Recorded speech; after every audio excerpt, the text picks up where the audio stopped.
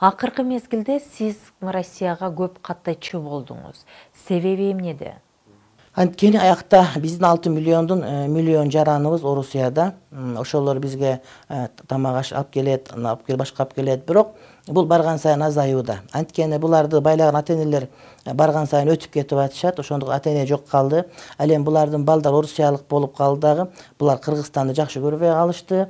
Анан ошол ортоңку муун азыр барган сайын өздөрүнүн тыйындарын Кыргызстанга жиберүүдөн мындай баш тартып башташат. Бул деген мыйзам ченемдүү көрүнүш. Алардын балдары ошол орусиялык менталитет менен болуп, кыргызчаны азыраак сүйлөбөсө көбүнчө орус мындай бир маданияттан сиңип, анан биз ошол миллиондун бардыгы деп айтпайбыз, бирок көпчүлүк жарандарыбыз орусиялык болуп кетүү коркунучу турат. Ошондуктан биз өзүбүздүн жарандарыбызды сактап калуу максатында ошолордун тили, ошолордун дини, ошолордун мамлекети бар экендигин билдирип, ошолор менен Кыргызстан менен болгон байланышын чыңдоо максатында Орусияга көбүрөөк биз сапар тартканга туура келет. Орусияны түрөө кыдырып, Москва, Санкт-Петербург мисалы үчүн, Сибирь аймактары бардыгы, ошолордун бар Кавказга чейин барабыз. Анткени ошолорго мындай ким экендигин, каяктан келгендигин, жанагыдай маңкурт болуп, жаламан болуп кетпестен, атаң ким, сенин тегиң ким, мусулмансыңбы деген сөздөрдү үйрөтүү үчүн барабыз дагы.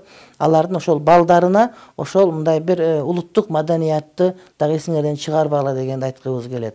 Андан сырткары Европага, Америкага чейин барабыз. Аякта биздин кыргызстандтарыбыз дагы бар, бирок Москвадалык, Орусиядагыдай көп болбогон себептен ал жака болгон сапарыбыз биздики азыраак. Бирок ошолорго деле ушундай маселе айтылынат да. Бирок Европага баргандардын, Европада калып калгандардын пайыздык проценти азыраак. Анткени башка тил, ал эми Орусия менен биздин 70 жылдык тарыхыбыз бир болгон үчүн биздикилер тез ошол жерде тамыр алып, ошол жака адаптация болуп кеткендиги кадимкидей көрүнүш болуп калды. Элди сактап калуу максатында.